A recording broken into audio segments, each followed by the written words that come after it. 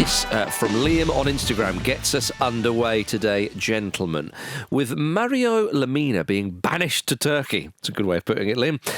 Marcus Rashford being shipped to Aston Villa on one of the canals, presumably. Bit Peaky Blinders. Yes, you know, I like it. Get the cap on. Indeed. And Jadon Sancho previously getting a move to Dortmund and now Chelsea.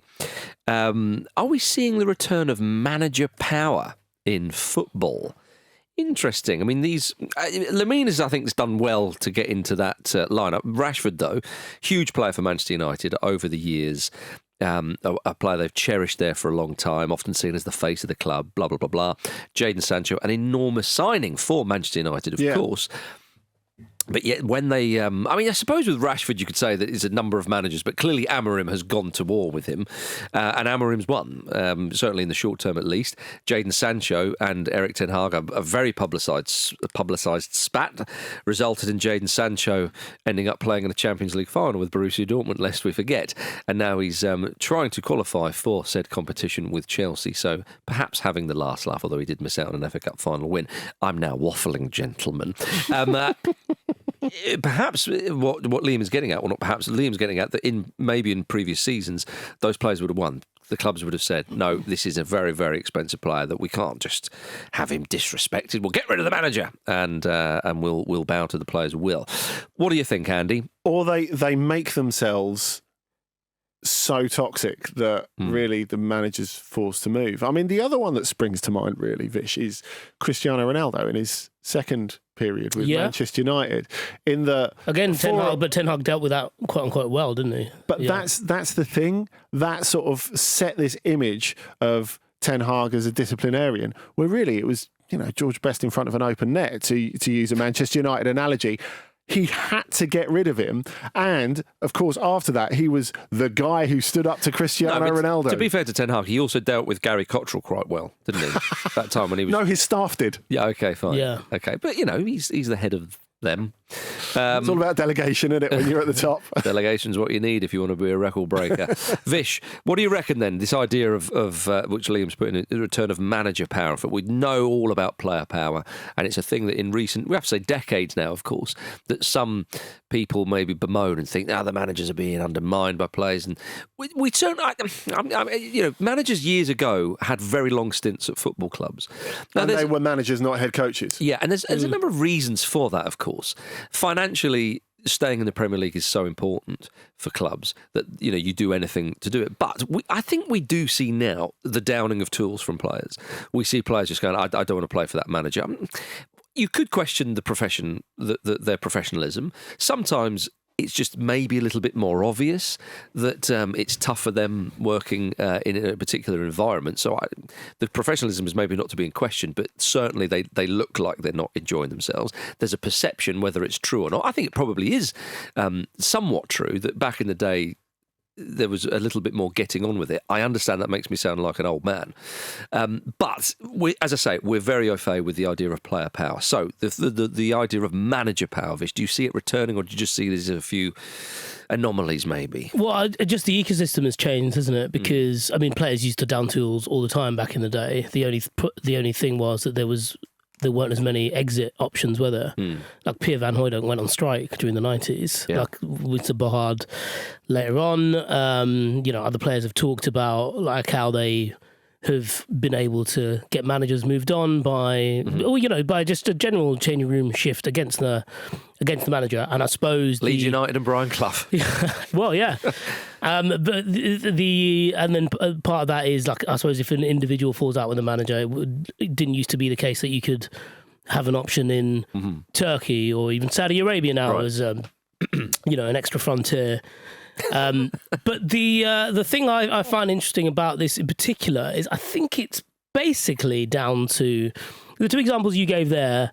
We could throw Lemina into this. Lemina didn't still want to be at Wolves. He's Andy. Welcome Andy to add a lot more meat on this. But Brassel said at the very start of the season that he was a strange choice as captain for various reasons, and that's how it played out. Really, being stripped of the captaincy and then being shipped up out of the club. I don't necessarily think that was down to any kind of like manager strength. I think it's purely down to just a player who's a bit of a would have been a more toxic presence in the dressing room had he been forced to stick along. With 6 months left on his contract. And there you go, yeah. With Sancho and Rashford, I think the interesting thing there is obviously the relationship soured in different ways, but they're on such hefty pay packets. Yeah, these are albatross contracts compared to Lemina, aren't they? Yeah, it was all a little bit different. Like, I don't necessarily think it's player power. There's almost a whiff of kind of ownership type dealings to the point where we can reference Luka Doncic and Anthony Davis's trade from between the LA Lakers and the Dallas Mavericks this week, because it gets to a point where when players want that much money, it's not really down to the manager, is it? Especially when it comes to a situation where, in Manchester United's case, where for Rashford in particular, they wanted to free up a certain amount of cash, essentially, ahead of the January transfer window, and then, during the January transfer window and ahead of the summer as well. Do you think this really reflects how we still look at head coaches or managers, as it's put in this, Vish? Like the idea that, they are the ultimate boss. Even if they're not, we still have that image. Yeah. And managers kind of play into that, don't they? Because they like to self-mythologize. And, I think we're moving out of that. Someone about, like Xavi Alonso, whose his authority comes from the fact that he's so collegiate, really. Yeah. Whereas Mourinho, for example, is the total opposite to that. And it is, his image is that I control everything. And you think I think we're sometimes fooled a little bit like that, because both Rashford and Sancho, for example, I mean, with Rashford, we can talk about Amorim and the fact that, maybe it became completely untenable under Amorim because he took such a public hard line with him. But the reality is, it was already untenable. It was already untenable, the Marcus Rashford situation. And Rashford and Sancho don't go anywhere after their clashes with the coach if they're still considered assets. And neither of them are still considered assets, or at least they're vastly depreciated assets that need to be put out there so that they have some sell-on value in the future, because from a business perspective, they absolutely don't. If they fell out with the coach and that was the reason for them no longer being useful, that would be different. But Marcus Rashford has had difficulties with a series of coaches. So I don't think you can just say Amorim and him butting heads is the reason that he's left Manchester United. I think that's totally inaccurate. I think probably the best example of a coach having a degree of power, or more power than before, I would say would be Enzo Maresca in the way he started out at Chelsea, and being able to, partly because he had to because of the size of the squad, but being able to say to really high profile players, you know what, no, like I'm just categorically not interested in you. Chilwell's obviously made his move at the end of this January transfer window, but Sterling was a big one because Sterling started out as someone who was like, oh, good player, let's see what he's got. Clearly got everyone together, and he would have had a chat with Todd Bowley about things going forward, and he was like, well, he's not the right profile, is he? He's old. He's over 30. We don't like over 30s over here anymore. He's on a big pay packet. Let's get rid of him. And that would probably be the most recent example, I think, of a manager really flexing to this degree, to the degree that the question is asking. But again, is that him? I'm duty bound to say that Raheem Sterling is like just 2 and a bit months over 30. Yeah, sure. But again, so he wasn't 30 when he was sold. Fair. But Maresca saw he was getting there, and he thought, you know what, he's getting there. Yeah, I'll get him a birthday card. Right. A little people. Well, I was going to ask you, Andy, though, that so as you're chatting away, I'm thinking, when we sort of say, player power, manager power, maybe the board have got, actually we'll go with them rather than them. That kind of idea. Is this not indicative of how transfers go nowadays? The transfer fees are just so inflated, huge wages and so on. And you touched on it there about the financial stuff. They have to look at it and go, right, to try and get a handful of new players, it's going to cost this amount of money, or to get rid of the manager, this is going to cost, and so on. They almost sort of weigh it up and think, well, perhaps more often than not nowadays, because of the way the ecosystem works, maybe it is easier just to get rid of the manager. Maybe that is financially a better option. So you have that. Also, as well, it finances, yes, but also I think it kind of goes down to who is the most influential, who's the more influential, because you can cherry pick. But Lionel Messi would have a big old say when he was playing for Barcelona, understandably. But as you say, when it gets under, I mean, I'm not comparing the two, but when you say you take Marcus Rashford, it's untenable, right? So the idea of him having some sort of influence over coaches and trying to get the best out of him probably is out the window. But you can go all the way back to the aforementioned Leeds United. I'm pretty sure Billy Bremner had a big say on you call him Nigel there, Brian Clough, going. Who's the most influential person there? But I don't think you can compare those two eras. No, well, but in a straight shootout and just who's the most influential player. But think about, say, Atletico Madrid. Like Antoine Griezmann, I know he moved away, but he's back now and he's a big player for them. I'm not happy under Simeone. Who's going to win that fight? Physical fight, we know who would win. But do you know what I mean? Yeah, but Simeone is the most important man now. Simeone is not comparable to any other coach in European or world football. Firstly, because he's the best paid manager, and he is a manager in European football. He's completely changed the dimension and the success of the club. He's been there for 13 years. And they pay him more than anyone else. So he's the most important person then at the club? Yeah, because... So they're not going to bin him off at any point? No, sure, but their entire model relies on him. You can't compare it to any other situation because there is no manager like him in terms of the status that he has. So he's the nth degree of what I'm saying, of who is the most important person or who's the most influential person at the club. It'd be inconceivable to think that they signed. Vish and I love talking about the man Joao Felix for all that money, and Simeone doesn't really get the best out of him. And I suppose we're talking about Sancho and Ten Hag and so on. It's kind of like, we defer to this guy, But there are other examples that we can use. I just feel, with regards to the question, are we seeing the return of manager power in football? I think that. We see managers come and go more often than perhaps we did maybe in the night. You have to go back quite a long time now. And I think we kind of compare and contrast there. So I suppose my take on it would be, I think that clubs now just weigh up the finances and they make a decision really purely on finances. And yes, also on who's the most influential person at the club. But my argument would be that's always been the case. Yeah, if there's like manager power in inverted commas, it's only perception. If a manager is flexing on a high profile player, it's because he's got the club backing to do that. Or it might have been that he's been appointed in the first place to prune the elements of the squad that are undesirable. Really. Yeah. Okay.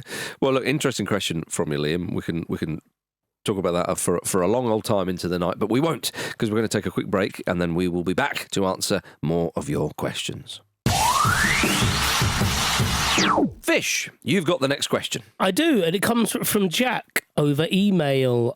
With Neymar returning to his former club, Santos, after a stint in Saudi Arabia, do you feel that he's underachieved in his career as a whole? Interesting. That is interesting. I find it... I get the sentiment of this totally. And I think people are still kind of disappointed that he left that Barcelona side when they were so good. And you think, you're playing up front with Suarez and Messi, one of the finest attacking lineups we've ever seen. They win the treble. They're just on... So that is the place to be. Or that was the place to be in that time. And he leaves to go to a side who, let's be honest, are seen in a certain light in a league where they're expected. They're expected to win it every year. And it's kind of like it was kind of a step down in terms of leagues. I know Ligue 1 is still a good league. That's 100% a step down in terms of league. Right. Yeah. Okay. I'm glad, as long as I've got your backing, Andy. That's fine. That's absolutely fine. It's fine. We can say that. But the man has won pretty much everything at club level. He's Brazil's all-time scorer. Do you know how many players they've had? Right? Do you know what I mean? Jardel, Fabiano. Love that you went for Jardel. Kerrison. Alan Kardec. I thought you were anyone else who was good on Football Manager. For Alan Kardec. Yeah. The only reason I bring those players up is I used to love Tim Vickery when I don't know if he still has it, but he had this column on the BBC, and the comments every week would be like, basically just players, the Brazilian strikers, wonder kids from Football Manager, and people be like, is Alan Kardec really sick? What about Kerrison? Where is he? What about the Seal Boy? I think it's fair to say that Alan Kardec is the only footballer I can think of that's been named after a French spiritualist. Indeed, yeah. He's great on Chatty Man, though. But I think that to bring it back, that you know, if you to point at somebody and say, right, you know, Ronaldo Fenomeno and Romario, Bebeto, Rivaldo. I'll even chuck in Careca there, Andy. You know, Zico, You know, all these legends of the game. Adriano, yes. Adriano, another one. You know all those guys. Oh, what players! You're salivating at just the thought of them playing football. Yeah, that guy scored more goals than them for Brazil. Right? Yeah. Right, that's what you're saying about Neymar. And he's not a centre forward. Yeah, right? but you know what, have to remember that when you're talking about Neymar. And I also think you have to remember the experience of watching Neymar, because what you're saying there about salivating watching those players, I mean, Neymar, top of his game, full flight, was unbelievable. It was unbelievable. The trouble for Neymar, of course, playing for Brazil, hasn't really set a mark on a World Cup. And it was a shame because in Qatar, we were robbed of a semi-final between Brazil and Argentina because of those canny Croatians. But he scores that great goal in extra time and you think... One of the World Cup goals. Forgotten. And he's basically on one leg at the time. and he does what he always does, which is put the pressure on his shoulders and go, you know what, lads, I can deal with this in a way that only the very best players can. And that should have been his moment. And it was, of course, Croatia then do what they do. And then and then that semi-final, oh my goodness, and blah, blah, blah. But anyway, it didn't happen, so there we are. So he's never won the World Cup. I don't think he's even won a Copa America for Brazil. He has, though, won an Olympic gold medal, and people might scoff at that, but that was really important in Brazil. Massive deal. You can't understate how important it was. The one thing that they missed out on, and they'd been to the final a few times previously at Wembley, actually. I saw the game. So in Rio, their home World Cup, and he scores the winning penalty. I'm pretty sure he scored the winning penalty, if my memory serves me, against, I think it was Germany in the final. So that is something. But I think at international level, yes, really through no fault of his own, Brazil since 2002 have not really hit the highs. I know they got to the semi in 2014, but the less said about that, the better. And again, even that was his tournament. And of course, he gets absolutely smashed in the quarter-final. So he's been a bit unlucky there. So I think there's the international thing, and that move to PSG.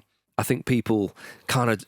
They do frown upon that. It was frowned upon. It was deemed as the easy way out. It was the breaking up of a trident, essentially, that was peerless in modern day football. But to finish a point, I'm just going to make a quick comparison. I think there are comparisons with him and Wayne Rooney in that they suffer from the Ronaldo and Messi comparisons.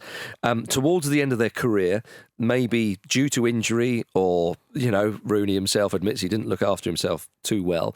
And Neymar, it would be the perceived / definite partying and all that sort of business that he's partaken in. That has sort of clouded the judgment. Wayne Rooney had a phenomenal career. Wayne Rooney was, up until recently, England's top scorer of all time, and he played for England at a time when England were crap.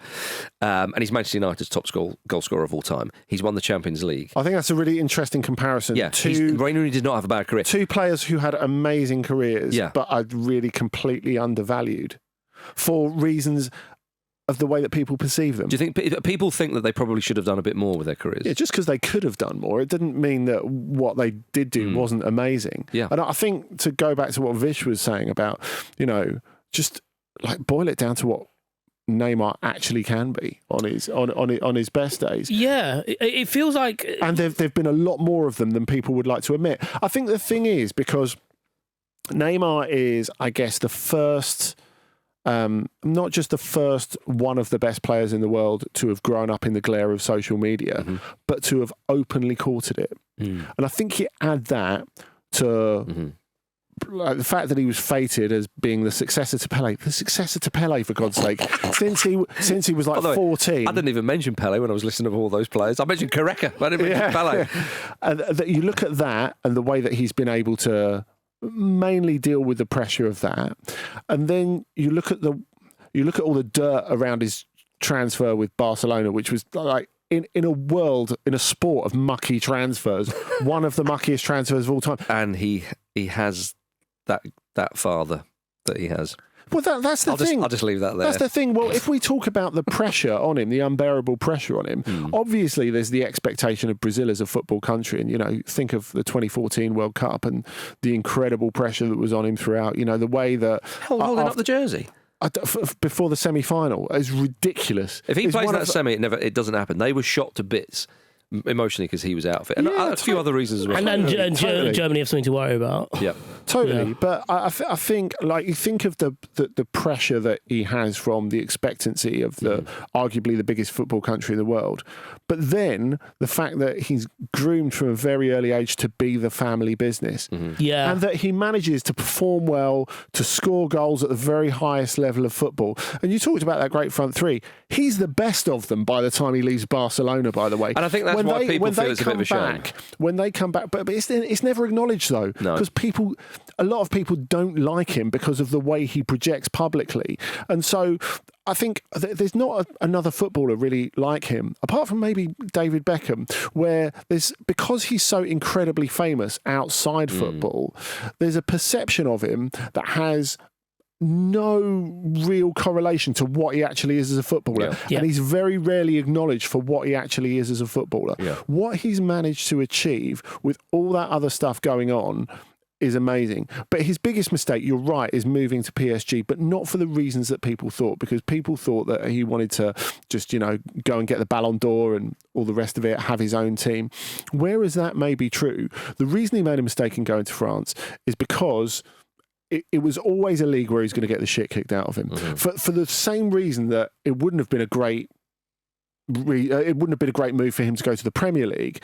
But I think in France, if you add the fact he's miles better than everyone else in the league, he's going to get kicked. Yeah. And all those injuries that people assume are from what the French would call a poor hygiene of life, like that. It's not like that. All those injuries are impact injuries. Yeah. Because he gets kicked all the time. And that's why he made a terrible decision in moving to I find France. that the comparison rather with Beckham an interesting one for different reasons for the way I was comparing with Rooney.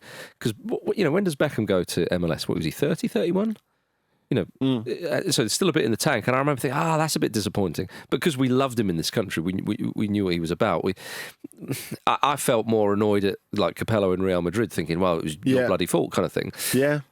But because of who he is, we let him off there, and then he has those loan stints at AC Milan. It's great to see him, and then much like Neymar, ends up winning Ligue 1 with PSG. Yeah, I feel Neymar earned his medal, perhaps a little bit more. I think as Beckham was less injury prone, that's why he got the bumps on the pitch after his final game. There you go, that's right. Well, with Neymar, though, it'd be interesting to see the reaction in Brazil, in his home country, because he leaves PSG at a similar age to when Beckham went to MLS for Saudi. And in this country, we have a perception of that transfer and that league. And I'd imagine in a lot of other European countries, I don't know what the perception is in Brazil, but it certainly felt like, that's really that we've seen the best of Neymar. I'm actually glad he's gone back to Santos, for the sort of the romance of it. But also, I think that, it is a much better league than the Saudi league and so on. And he's only 150 kilometres, a helicopter ride away from that big old house that he's built as well. So he should feel quite literally at home. You can almost get a slide to the stadium. Absolutely. So I think with Neymar, I think it's unlikely that we would see him loaned back to, a fancy European club or something like that. Would you like that? I think I'd like that. I think I would, and I think that if he can, in the World Cup in North America, if he can put his stamp on it, there's still potentially a few years left there. I mean, that's the aim. That's the aim. And I think that's it. And I think he would. Yeah, I'm going to say deserves it, because I think sometimes we can be a little bit quick to sort of, dismiss a player and whatnot for those reasons. And don't get me wrong, some of the decisions that he has made, and you could talk about it, like from where we're sitting, it does look pretty ridiculous and ludicrous and all that kind of stuff. But he's put an almighty shift in, and he's given a lot of people a lot of joy over the years. You are Barcelona fans, as you say, or not even fans of the club. But I go back to the point. That man has scored more goals for Brazil, and I think in a time when Brazil have not been that great. That's very true. And they don't get to play Andorra and Luxembourg and San Marino. And I think you have to look as well at the fact that if this perception of him, the perception of him inside football and the perception of him outside the game are so different. For example, I think you would struggle to find many of his teammates, certainly in his prime years at Barcelona, who didn't love him because he's not only a brilliant player, he works his arse off, or he worked his arse off in his prime, certainly. So for him to be able to get back to some sort of serviceable level to provide a decent coda to his career would be really nice, I think. It would be. Especially if that loan is likely to come for him going to Serie A. Oh, that'd be nice. If we're talking about like a lesser contact, a bit of swan song, kind of shades of Beckham and Milan, but we're going to put it out there, Como. Dream collaboration. I thought, mate, because you're kind of basing it on, like, say, the Serie A table at the moment and the needs of people. You don't want him to go to Juventus. No, you don't really want him to go to Juventus. Inter might be quite cool just because of the Ronaldo connection there, but you can't see that happening. There's a bit of sensibility there. Not for me. Atalanta, though. Oh, blimey! I know they're playing properly, and they've got their own thing. Get a bit of Neymar in there. This is disrespectful to Santos. He's only just started back now. No, but I'm saying we're talking about it normally. When they do the documentary, he can be like, "Oh, well, I didn't want to go, but." All right, gentlemen, a quick break and then more questions. Andy, you have the next question. I do. It's from Xander on Blue Sky. We all know that football is about sentimentals, and stadiums are maybe the biggest part of that. How concerned are you that Newcastle and Manchester United's proposed new stadiums will lose that identity, which has made them such iconic Premier League venues? I think if you do it on a case-by-case basis, I don't think you're going to have that problem necessarily with Newcastle, while St James's Park is in a great position. The way people walk up to it, the fact that it's the centerpiece of the city. I think it's the location of that rather than the actual. But the people and the sense of pride that will carry over, and it feels like something that's broadly necessary, especially if they can't develop in the surrounding area to St James's Park. I think it won't be the same, obviously, but I don't think you'll lose a bit of the soul there. I think if they were to leave the immediate area of where they live, that's like West Ham going to the London Stadium. Really? I think it's not quite fatal to the spirit of the club and the fan base, but pretty close. I think you'd struggle to accessibility. You mean? Yeah, I mean it's the whole experience. As you talked, so good. You talked about the walk up to it. The fact that people like go to one of those 200 pubs beforehand, go into the game and come straight back into them afterwards. It creates something special that you don't get. And I know, like, we talk about the funding of Newcastle currently, and quite rightly so. But if we're talking about what is actually the spirit of the club, that is it. You cannot move it, and no money or commercial opportunities can really or internationalism can really justify that. I think the fact is that where they are at the moment, they're most likely to either find a way to build 70 yards to the north, or they're going to redevelop what they've currently got. Now, the proposal is to stay on the same site. Yes, or next to it. So I think you're talking about a similar move to the ones that happened between Euro 2004, where you have Sporting, Benfica, Porto, all moving about 100, or in the case of Porto, like 250 yards from where they currently are, or Athletic, in Bilbao, where they built their new stadium, like right next to the old one. Could Newcastle build it 250 yards even closer to the town centre? That'd be something, wouldn't it? Yeah. No, but you're right. I think that a lot of people would often find it quite funny when, like, the pictures of Keegan on the steps of the stadium when everyone goes and goes, why are you selling Andy Cole? And sometimes, when there's a transfer and they're all there. And we remember when the Saudis came in and they turned up in fancy dress, some of the fans, to welcome them in and so on.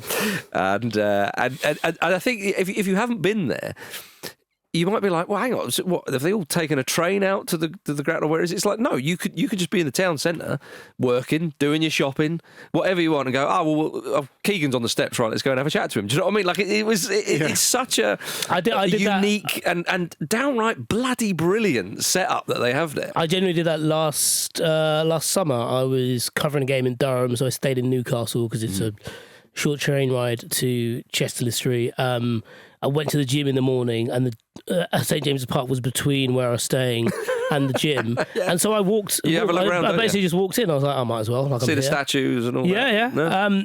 But what I'm saying, like, it isn't catastrophic. Like, all your points are absolutely sound, and I probably went a bit too strong there. But in terms of that example compared to, say, like Manchester United moving from Old Trafford, Old Trafford, not least because of where Manchester United are right now in their life cycle, Old Trafford is the kind of family home that represents like the good times you had, and that would be more. It's one thing to say like you need to move away from home per se to like better yourself. United were better in that home. Yeah. So there's a different kind of feeling there. What I do think is interesting is what Everton are doing with their new stadium at Bramley Moor Dock.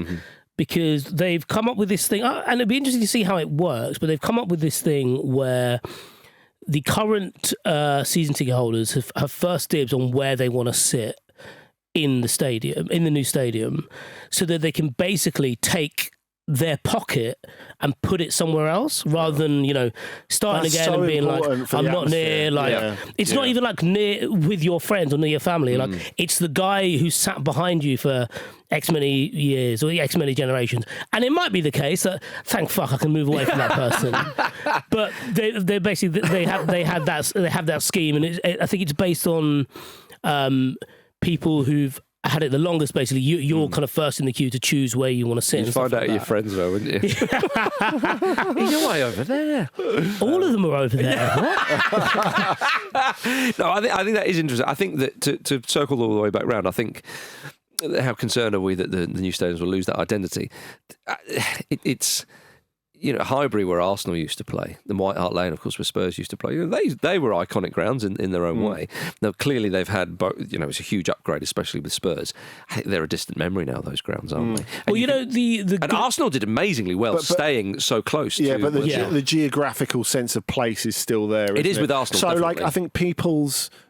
And it is with Spurs. You've still Yeah, got it is, that it bloody is long with walk. Spurs. But they were built on the back. It was built on the back of White Hart Lane. Yeah, hence they moved to Wembley. So I think the important thing is that people's match day rituals don't really change. So what about them? So when Chelsea wanted to buy Battersea Power Station, obviously iconic building in South London. It's a vacuous place now, and it would have been a vacuous place then.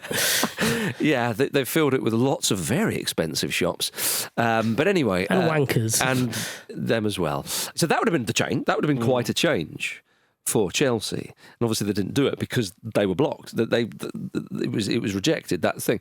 So I think the geographical location, I think it is important, in particular with Newcastle, and Vish has mapped out his ideas or his thoughts rather with Manchester United. So I think that a lot of Manchester United fans have said they need a new stadium or it needs a redevelopment or something. This is way before the whole leaking roof and all that kind of stuff. It's been a while. No, it's looked shabby for a really long time. Yeah, and I think that both stadiums, I think that, again, the actual building itself, I would guess that the majority of fans from Newcastle Manchester would actually be up for a different physical building. Yeah, because I think you look at the expansion of St James's Park and it is completely lopsided. Yeah. It looks a bit daft, really. And Old Trafford was like that for a while. Yeah, and but I think the thing is with Old Trafford, what it is at the moment is just an expression of what the management of the club has been like over the past 2 decades. Really quite negligent. And the fact that they want to move is not a necessity at all. It's an expression of the new bit of ownership, in that you have an incredibly rich man who is coming in, shouting the odds and talking about how things need to change, but he's not prepared to spend any of his own money to do it, which is what Old Trafford needs is some TLC, because it was one of the icons of English football. So identity-wise, I think Old Trafford, maybe the actual building is more iconic than, say, St James's Park. St James's Park is the actual geographical location, because I think when we concerned about that stadium, like Craven Cottage, where I watch the majority of football, I wouldn't want Fulham to leave there, even if it was for a nice shiny stadium. Now, of course, would Fulham be able to fill a 40,000 and all those kind of things? But if it is a genuine improvement and you manage to manage it well, and the Spurs and Arsenal, I think, have done that, then it can go well. The outlier, really, or one of the outliers, is West Ham. But that's such an odd thing, and it's very different circumstances how they acquired that stadium, a bit controversial and so on. So I think actually that's probably more of an anomaly. Thank goodness. But the West Ham thing, I think, is not just an anomaly; it's a cautionary tale. Well, yes, because it's something that has been done, and you can never go back. And I think a lot of West Ham fans feel that they have lost something that they can never replace. What about Man City with Main Road? I feel that it's the success of the team and what's happened. It kind of goes hand in hand. Which is, look, I appreciate Brentford only really moved 20 minutes away from Griffin Park, but obviously iconic stadium that people had grown up with. Iconic strong. But for them, it had a pub on every corner. Yeah. But for them, it mattered a lot for them because they went up and down the leagues. Locally seen as iconic. Yeah, I mean, the point I'm trying to make is that it meant that's ridiculous, man. Come on. It meant a lot to people. It meant a lot to those. Everyone's football club is the most important club in the football in football, according to them. But iconic is like, honestly, the average football fan in this country thinks Brentford's old ground is iconic. Why does that matter? Of course it matters. No, because I'm talking about it from a Brentford point of view. Like, they only moved 19 minutes away. It was a ground that meant a lot to them. Yeah, fine. And all it took for them was to be good for a couple of seasons. It's like, this is our home. Right. This is where there you go. We're in the Premier League, and this is where everything. Everything goes from here. The West Ham thing is really interesting though, because not only are West Ham fans ruining moving, but they're constantly being punished for being in the London Stadium. Like, the ticket situation is an absolute joke. It's not a football stadium, the old running track business. But also you've been there many times. Like, even the guts of the stadium are it's just too big. Like, it's just it's like I was going to say echoey, but there's so much unused, wasted space around the ground. It's a massive reflection of the people who run the club. Yeah, a cautionary tale indeed. Right, I'm going to finish with this question from Seb on Instagram.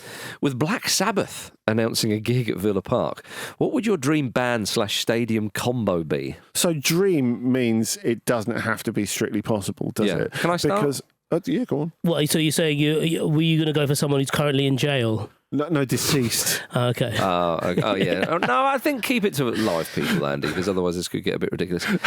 Otherwise it could get a bit ridiculous. Please carry on. I'm going to say Pitbull at Wembley. Really? Yeah. Oof. Can you imagine it, Andy? Imagine what? What is so out of this world that Pitbull playing Wembley is it's far beyond our imagination? What would be mental about it? Nothing. Being there. Leaving would be the hardest bit. Oh, it'd be pumping, absolutely pumping. It'd be like an England World Cup qualifier. Would you watch it? Would you want to watch it? Would you pay extra to watch it from where England would pick up the World Cup trophy if they won it at Wembley and show off? Would you want to? I'd like to see him in a Bobby Moore England top. If England won the World Cup, you should be thinking of your own answers, by the way, while I'm deflecting all this. Right? I'm doing this for you two. If England won the World Cup, yes, would you be so happy that you'd be race to the Pitbull Stadium, because that's in America and it's North America? I was going to say, would you be happy for Pitbull himself to take the Salt Bay role? Maybe. Imagine one of the players' children with the World Cup, and Pitbull's like, no, I'm having that. Yeah, I think I could do that.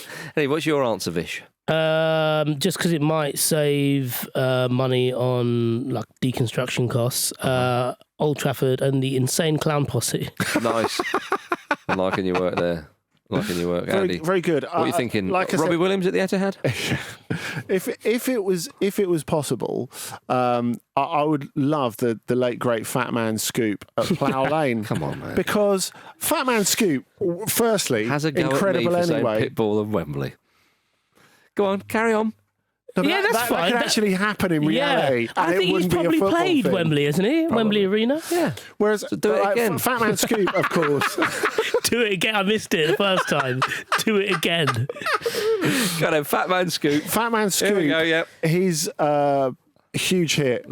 Be Faithful. He did an AFC Wimbledon version of it because our stadium announcer used to be a DJ for Kiss FM, and he was like, I don't suppose you fancy doing a Wimbledon version of it while you're like here, do you? And so that's what he did. Obviously, the real answer is all gigs at stadiums are rubbish. Pitbull played Wembley Stadium in 2012.